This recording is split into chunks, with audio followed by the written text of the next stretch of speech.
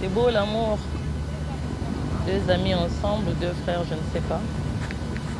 Shalom Sentinelle, comment tu vas? J'espère que tu vas bien. C'est moi la sœur Grace Maëla.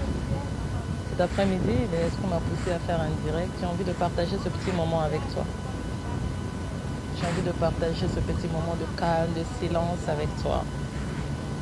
Il y a très longtemps que je n'ai pas fait de direct de voyage, d'exploration. Mais bon, avoir l'Esprit de Dieu, cela ne veut pas dire qu'on doit devenir enfermé, qu'on doit devenir bloqué. Surtout pour nous qui sommes appelés à servir Dieu, je remarque que nous oublions notre côté humain. Et nous nous focalisons juste sur le côté spirituel. Enfermés dans les chambres, à prier, à faire les directs que pour prier et pour enseigner. Alors que on peut prendre du temps, on peut prendre de l'air, on peut sortir avec son mari, sortir avec son ami, sortir avec son chéri, voyager, aller dans un endroit juste pour visiter, un endroit pour expérimenter, aller dans un endroit où tu n'as rien à faire. Parfois on voyage pour des affaires, on voyage pour le mariage, on voyage pour une raison, rendre visite. Mais rares sont les fois ou rares sont les gens qui voyagent juste pour admirer la nature, admirer la création de Dieu, admirer la grandeur de Dieu. Juste pour aller être dans un endroit calme, tranquille et méditer. Et j'ai été poussée à faire ce direct aujourd'hui pour te le partager. Pour partager à une sentinelle qui vit dans cet esprit de peur, qui vit dans cet esprit de religion. Parce que lorsqu'on est dans la religion, on n'ose plus aller au restaurant et si on nous voit. On n'ose plus aller boire un verre de jus dans un bar et si on nous voit. On n'ose plus voyager, prendre de l'air, prendre du temps et si. Et lorsque nous sommes sur les directs, on n'ose même plus faire des directs juste pour montrer que nous sommes bien. Faire des directs pour rigoler avec les amis, les frères, les gens que nous guidons, les gens qui nous suivent. Poster des photos juste pour encourager quelqu'un, montrer la bonne humeur, savourer la vie. Savourer la vie. Nous les chrétiens, parfois nous nous enfermons tellement. Nous nous enfermons tellement parfois, nous les chrétiens. Et aujourd'hui, j'ai été poussée à venir sortir de la zone de confort en chrétien qui s'enferme. Parce que c'est quelque chose par lequel je suis passée. Lorsque le Seigneur t'appelle, lorsque le Seigneur t'emmène à lui, on a souvent tendance à se fermer, à se bloquer, à se renfermer sur nous, dans notre bulle de religieux, dans notre bulle de chrétien. On a peur d'expérimenter certaines choses, d'aller dans certains endroits. Je suis passée par là. Il y a des moments où tu as peur de sortir, de manger dans tel endroit parce que tu te sens différent. Tu te sens ne plus appartenir au monde. Jusqu'à ce que le Saint-Esprit me dise, Grâce, tu ne vis pas au paradis, ma fille. Tu ne vis pas au ciel, ma fille. Oui, tu me sers, mais tu restes un être humain. Oui, tu me sers, mais tu restes une jeune femme. Sors, amuse-toi, visite. Mais sache juste ce que tu peux faire et ce que tu ne peux pas faire. Expérimente ce beau monde que j'ai créé pour toi. Va à voyage. L'esprit que je vous ai donné, ce n'est pas l'esprit de timidité. Ce n'est pas l'esprit de peur. J'ai dit que je vous donne le pouvoir et l'autorité de marcher sur le serpent et l'aspic. Je vous ai donné le pouvoir et l'autorité d'aller partout et de faire de toutes les nations les disciples. Allez partout. J'ai créé tout le monde entier en dernière position. J'ai créé l'être humain. Pour dire que l'être humain était la plus grande force et la plus grande puissance qui existe. Et j'ai donné le pouvoir à cet être humain d'expérimenter. Si j'ai créé tous ces pays, l'Angola, le Brésil, le Portugal, la France, la Chine, la Tunisie, le Mali, le Sénégal, le Cameroun, le Congo, Gabon, tous ces pays. Si j'ai créé tous ces pays, c'est pour toi. Pour que tu puisses les visiter, les expérimenter. Le Seigneur me dit de se dire en cet après-midi que tu es un pèlerin. Nous sommes venus sur la terre pour expérimenter la vie. Nous sommes venus sur la terre pour visiter la création de notre Père. La Bible nous dit, le temps arrive où la création tout entière attend avec un ardent désir la manifestation des enfants de Dieu. Et toi, tu es un enfant de Dieu. Et en tant qu'enfant de Dieu, nous avons reçu la mission de expérimenter toutes les créations de notre Père. Et dans ces créations, il y a les pays, il y a les lacs, il y a des endroits, il y a des personnes, il y a toutes sortes de choses qui existent. Mais malheureusement, lorsque nous devenons chrétiens, lorsque nous revenons à Dieu, nous sommes maintenant bloqués. Nous nous bloquons. Nous n'arrivons plus à expérimenter. On va te dire aujourd'hui, prends un visa, va dans tel pays. Non, là-bas, on tue les gens.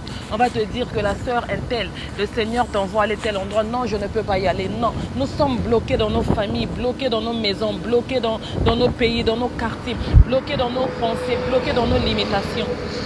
Alors que l'esprit que nous avons reçu n'est pas l'esprit de timidité. Nous avons un esprit de liberté. Le Saint-Esprit, c'est la liberté. Le Saint-Esprit, c'est le vent. Le Saint-Esprit, c'est l'expérience. Son esprit est omniprésent, omnipotent, omniscient.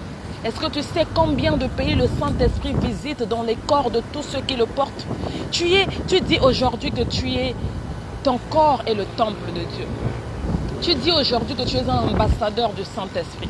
Parce que être ambassadeur de Dieu, une ambassade, c'est comment dirais-je, c'est une constitution qui représente un pays dans un autre pays. Donc lorsque toi tu dis que tu es ambassadeur de Christ, ça veut dire que Jésus-Christ est en toi. Ton corps devient l'ambassade de Jésus. Donc quand Jésus veut aller à Luanda, c'est dans toi qui rentre. Quand Jésus veut aller à Kinshasa, c'est dans toi qui rentre. Quand Jésus veut expérimenter le Brésil, c'est dans toi qui rentre. Et les anges aussi accompagnent. Parce que là où ils sont là-haut, c'est à travers nos corps qu'ils visitent ce monde. Lorsque Dieu a voulu visiter la terre, il a envoyé Jésus. Lorsque Dieu a voulu visiter la terre, il a envoyé Moïse. Lorsque Dieu a voulu visiter la terre, il a envoyé Abraham. Allez là-bas voir. Ils ont besoin d'avions. Allez là-bas voir. Ils ont besoin de voitures. Allez là-bas voir. Ils ont besoin d'un homme qui doit mourir à la croix pour les libérer. Allez là-bas voir. Ils ont besoin de telle ou telle chose. Lorsque Dieu doit venir sur la terre pour nous visiter, répondre à une prière, nous apporter quelque chose, il porte un corps. Et ce corps-là, c'est le corps d'un enfant de Dieu. Et cet enfant de Dieu, c'est celui qui devient ambassadeur. Et pour ceux qui connaissent la vie des ambassadeurs, les ambassadeurs, ce ne sont pas des gens qui restent sur place. Les ambassadeurs, ce sont des gens qui sont partout. Ce sont des diplomates. Quand tu es enfant d'un ambassadeur, tu vas te rendre compte que vous aurez une vie de voyage, de voyage et de voyage. Vous allez vous retrouver un moment en Chine, en Amérique, une vie de voyage et de voyage. Les enfants des ambassadeurs le savent. Donc quand on dit qu'on est ambassadeur de Christ, c'est qu'on doit être capable de pouvoir prendre notre sac à tout moment quand notre Père nous le demande. Parce qu'un enfant d'un ambassadeur, ce n'est pas lui qui contrôle sa vie. Un matin, son père peut lui dire que j'ai été muté en Chine. Vous prenez les bagages, la femme et les enfants. Un matin, on peut dire que j'ai été muté en Amérique. Vous prenez les bagages et les enfants. Un matin, il peut dire que j'ai été muté à Casablanca, au Maroc. Vous prenez les bagages et les enfants. Et tout enfant d'un ambassadeur doit être prêt à voyager. Tout enfant d'un ambassadeur est un enfant qui est toujours prêt à voyager. C'est quelqu'un qui ne dépose jamais ses bagages et son racine et se dit que moi, c'est ici. Parce qu'il sait que son père est appelé à partir partout. Un enfant d'un ambassadeur, c'est un enfant qui est toujours prêt à soulever son sac pour aller quelque part. Il est toujours prêt. Et il aime ça, il adore ça. Et j'ai été poussée ce midi, je ne sais pas à qui est ce message, pour venir parler de la sorte. Pour venir te dire que l'esprit que tu as reçu n'est pas l'esprit de timidité. Tu es l'ambassadeur de Christ. Surtout en ces temps de la fin. Le monde est en train de se transformer. Nous sommes en train d'aller dans une ère de futur. Nous sommes en train d'aller dans une ère de transformation. Nous allons bientôt rentrer dans un shift mondial. Dans quelque chose qui va shifter. Des guerres, des avalanches, plein de choses qui vont se passer en ce moment dans le monde. Alors tout ambassadeur de Dieu doit être capable de pouvoir se lever quand le Seigneur lui dit de se lever. Ce message est pour les ambassadeurs. Ce message est pour les élus. Ce message est pour les enfants de Dieu. En ce temps de la fin, le Seigneur va commencer à vous déplacer. Le Seigneur va commencer à vous déplacer. Mais si vous n'êtes pas disposé, si vous n'êtes pas prêt, si vous ne savez pas qu'en tant qu'ambassadeur, on peut vous appeler à n'importe quel moment de prendre votre passeport et votre valise, de disparaître, vous allez rester dans des endroits où Dieu n'est plus. Vous allez rester dans des endroits où la guerre va tomber. Vous allez entrer dans des endroits où les boules de feu vont brûler comme Sodome et Gomorrhe. Vous allez rester dans des endroits où la main de Dieu n'est plus. Vous allez rester dans des endroits où l'Éternel a déjà quitté. Vous allez rater Jérusalem. Vous allez rater Canaan. Nous sommes là et nous disons, nous attendons la nouvelle Jérusalem. Nous attendons que Jésus-Christ vienne nous prendre. Nous attendons la nouvelle Jérusalem. Oui, tu le dis tous les jours, j'attends la nouvelle Jérusalem. J'attends la nouvelle Jérusalem. C'est la terre que Dieu va faire pour nous. Nous allons habiter la 1000 ans. Nous attendons que cela vienne. Ça sera notre paradis sur terre. Nous allons être la 1000 ans. Mais le Seigneur m'envoie cet après-midi te dire, et si la nouvelle Jérusalem était déjà apprêtée? Et si la nouvelle Jérusalem était déjà prête quelque part dans ce monde, dans un pays quelque part? Parce que tu es d'accord avec moi que cette nouvelle Jérusalem dont Dieu nous parle, ce n'est pas au ciel, mais c'est sur la terre. C'est une terre qu'il va disposer pour les élus. C'est une terre qu'il va disposer pour les ambassadeurs. C'est une terre qu'il va disposer pour ses enfants. C'est une terre qu'il va disposer pour les épouses. C'est une terre qu'il va disposer pour ceux-là qu'il aura choisi, qu'il aura justifié. Pour ceux-là qui l'auront attendu, pour ceux-là qui l'entendent, pour ceux-là qui l'écoutent, pour ceux-là qui sont capables de partir quand il dit de partir, pour ceux-là qui l'ont suivi, pour ceux-là qui ont été avec lui depuis le début jusqu'à la fin. Et imaginons que cette terre est apprêtée quelque part. Ça peut être Luanda, ça peut être le Brésil, ça peut être le Portugal, ça peut être le Sénégal, ça peut être le Mali, ça peut être n'importe où. Il faut le voir avec les yeux spirituels. Mais si tu n'es pas prêt à te déraciner, toi tu es enraciné depuis que tu es au Canada 50 ans, depuis que tu es en France 20 ans, depuis que tu es au Sénégal 40 ans, depuis que tu es au Congo 10 ans. Le Seigneur te montre tous les signes pour te dire que mon fils, ma fille, le temps est arrivé de quitter. Mon fils, ma fille, le temps est arrivé de changer. Mon fils et ma fille, ici, le moment n'est plus propice. Mon fils et ma fille, ici, il faut quitter. Mon fils et ma fille, ici, il n'y a plus d'étoiles pour toi. Il n'y a plus de lumière pour toi. Mon fils et ma fille, ici, il n'y a plus quelque chose de positif pour toi. Mon fils et ma fille, lis les temps, regarde l'heure, regarde, sois un prophète et regarde les temps. Reconnais le moment de quitter, de se déplacer. Mais toi, tu es tellement enraciné tel un baobab qu'il est difficile de te déraciner. Tu es tellement enraciné comme un baobab qu'il est difficile que le Seigneur puisse te modeler, te transporter. Et Dieu me dit de te poser la question. Et si tu ratais Jérusalem? Dieu me dit de te poser la question. Et s'il venait et qu'il était dans un endroit, la Bible nous dit qu'au temps de la fin, l'enlèvement va se faire. Tous les enfants de Dieu vont entendre le cri. Tous les enfants de Dieu vont entendre l'appel. Tous les enfants de Dieu vont connaître l'annonce de l'époux. L'époux arrivera le soir lorsque le monde sera dans les ténèbres la nuit. Mais cette nuit dont on est en train de parler, ce n'est pas de l'obscurité de la nuit, mais on est en train de nous parler de la nuit, des problèmes que nous voyons. Il y aura des guerres, il y aura des avalanches, il y aura comment on appelle ça, des volcans, il y aura des feux, il y aura toutes ces choses qu'on est en train de voir qui est en train de se transformer. C'est ça la nuit. Le monde sera plongé dans les ténèbres. Et c'est dans ce moment-là que tout le monde sera perturbé, tout le monde sera inquiet, tout le monde sera occupé à penser à ses problèmes, à ses distractions, à ses souffrances, que le Maître va faire son entrée, que le Seigneur va rentrer dans cette distraction. Mais ceux qui ont été apprêtés, ceux qui ont la lumière, ceux qui ont les yeux prophétiques, ceux qui ont les yeux spirituels, ceux qui sont les épouses, ceux qui sont connectés, ceux-là pourront reconnaître dans cette distraction de prendre le chemin. Ceux-là pourront reconnaître dans cette distraction de pouvoir prendre la valise et de disparaître. Parce que oui, lorsqu'on doit emmener un peuple quelque part, on met ce peuple dans une foule et on met des problèmes dans cette foule. Pour essayer de voir ceux qui sont élus pour partir. Le Seigneur ne va pas venir et puis tenir la main à tout le monde, non.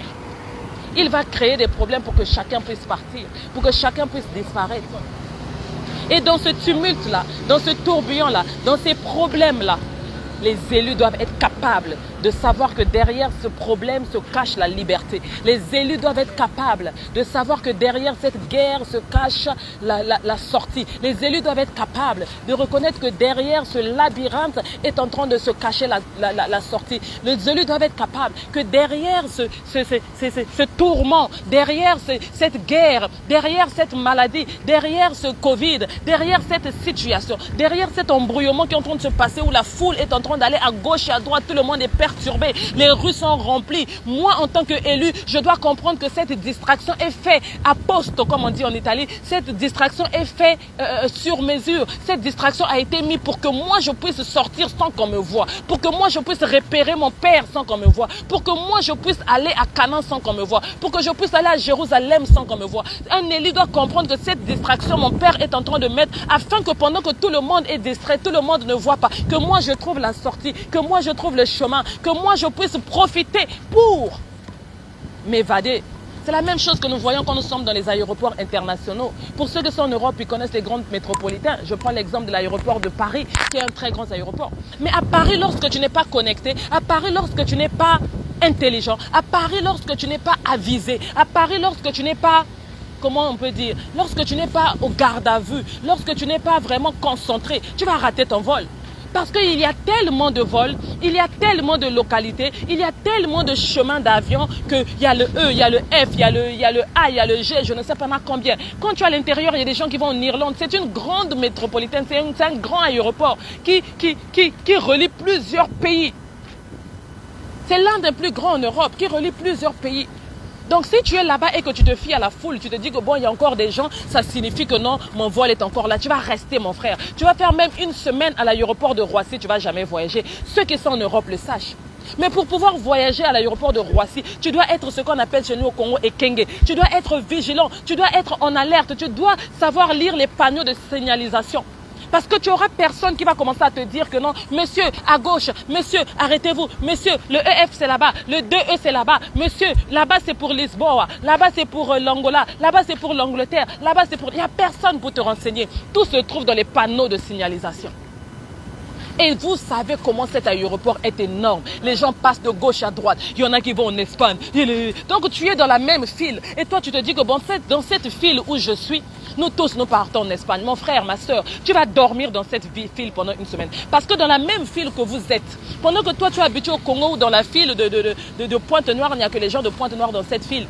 Là-bas, la même file peut comporter les passagers de l'Angleterre, les passagers de l'Amérique, les passagers de la Chine, les passagers du Congo.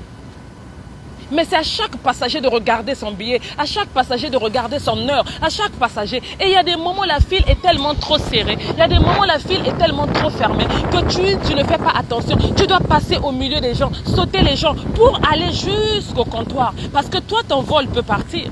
Celui qui est à côté de toi au moment-là, lui peut-être qu'il va voyager à 17h. Mais toi, ton vol est à 16h50. Mais tu es là, tu es derrière lui. Parce que tu n'as pas de courage. Tu te dis que non, mais s'il est devant comme ça, c'est qu'on ne doit pas passer. On ne doit pas sauter. Personne n'est en train de sauter. J'ai failli rater un avion comme ça une fois. Et le Saint-Esprit m'a dit, mais qu'est-ce que tu es bête, ma fille. Pourquoi tu as toujours cet esprit de peur? Saute le fil. Lui, il est devant, peut-être qu'il va voyager à 18h, peut-être qu'il va voyager à 20h. Chacun sa route, chacun son chemin, chacun sa destination. Saute le fil, va devant. Et j'ai sauté les fils et je suis partie, j'ai montré le passeport. Heureusement, j'y restais un peu, je devais rater. Et je t'ai donné l'exemple de l'aéroport pour te faire comprendre un peu à quoi va ressembler l'enlèvement. Je t'ai donné l'exemple de l'aéroport pour te faire comprendre un peu à quoi va ressembler le retour de l'époux. Je t'ai donné l'exemple de l'aéroport pour te faire comprendre un peu à quoi va ressembler le retour de Jésus-Christ de Nazareth. Mais si tu n'es pas concentré avec ton passeport à la main, avec ton billet à la main, pour regarder ton heure à toi, regarder ta destinée, si tu n'es pas connecté pour voir les panneaux de signalisation dans l'aéroport, pour voir que je dois prendre à gauche, je dois prendre à droite, toi tu attends que quelqu'un vienne te renseigner. Tu es dans l'aéroport de Roissy, s'il vous plaît, personne ne te répond, s'il vous plaît, personne ne te répond. Ceux qui sont en Europe, ils savent. Ceux qui sont en Afrique ne vont pas comprendre parce qu'en Afrique, il y a toujours quelqu'un pour renseigner. Mais ceux qui sont en Europe, ils savent. Personne ne te gère, personne ne te répond. Tout le monde est pressé. Et toi, tu vas parler à qui? Mais lorsque tu sais lire, lorsque tu es connecté, tu suis seulement les flèches de l'aéroport. Tu regardes à gauche, à droite, on te dit hall 2, hall 5. Tu regardes ton passeport, tu regardes ton billet. C'est énorme, c'est grand. Mais c'est cette lecture-là, ces panneaux de signalisation qui vont te conduire, te guider. Ton téléphone à la main qui va te conduire, te guider jusqu'à ce que tu vas arriver au terminal qui est le tien, que tu vas rentrer dans ton vol. Mais toi, tu es dans la timidité et tu es dans la peur. Donc voilà le but de mon direct aujourd'hui. Le Seigneur a permis que je fasse ce direct pour venir parler à un élu, pour venir parler à une épouse, pour venir parler à un ambassadeur. En ce temps de la fin, tu dois être prêt à porter tes valises partout.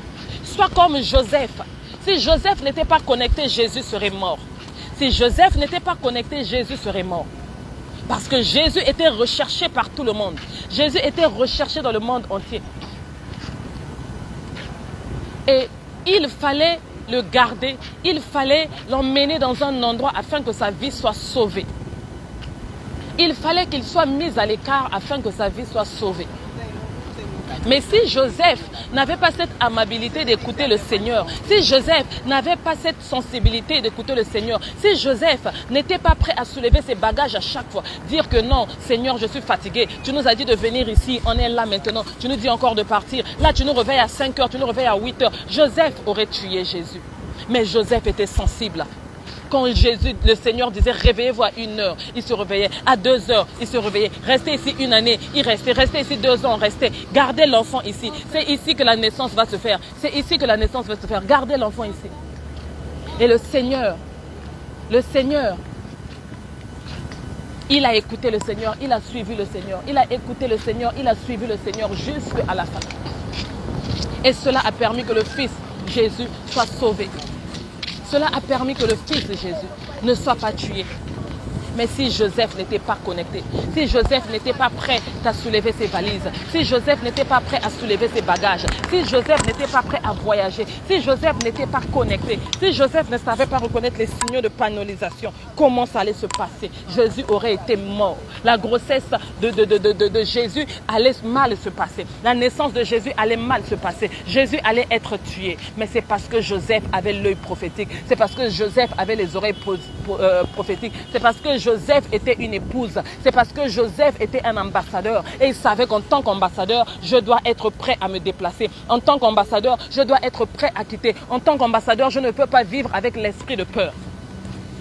Donc ce message n'est pas pour n'importe qui. Ce message est adressé aux ambassadeurs. Ce message est adressé aux élus. Ce message est adressé aux épouses. Ce message est adressé aux choisis. Ce message est adressé à ceux qui sont en train de s'apprêter pour recevoir le Père. À ceux qui sont en train de s'apprêter au retour de notre Maître. À ceux qui sont en train de s'apprêter à recevoir Jésus. Ce message est pour ceux-là qui ont mis de l'huile dans leur lampe et qui sont capables de voir dans l'obscurité, qui sont capables de voir dans les ténèbres, qui sont capables d'entendre l'annonce de l'époux, qui sont capables d'entendre le retour de l'époux, qui sont capables de prendre le bagage, la valise et de partir là où le Seigneur leur demande de partir.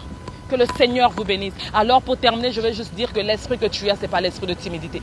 J'ai été poussé à faire ce direct ici pour te dire, un ambassadeur de Dieu, c'est cette personne qui est capable d'aller partout, n'importe où quand l'esprit de Dieu de partir. Parce qu'on ne sait jamais là où Jésus sera. On ne sait pas où est la Nouvelle Jérusalem. Tu ne sais pas où se trouve cette terre. C'est peut-être au Congo, en Chine, en Angola, en Amérique, au Brésil, au Portugal. Mais il faut que tu sois sensible pour la reconnaître. Et quand le Seigneur va te dire qu'il est temps, vas-y, il faut que tu ailles. Mais ça aussi, ce n'est pas seulement pour l'enlèvement. Mais les temps dans lesquels nous allons rentrer, ce sont des temps très difficiles. Il y aura des guerres, il y aura des enlèvements, il y aura des morts. Il y aura des endroits où le diable va s'accaparer comme pays. Il faut que tu sois connecté pour que toi, tu sois mis à l'écart. De la même manière que le Seigneur avait mis à l'écart Abraham et Lot lorsqu'ils voulaient frapper Sodome et Gomorrhe. Il y aura des pays, il y aura bientôt des guerres. Mais toi, tu n'es pas connecté, te voilà bloqué en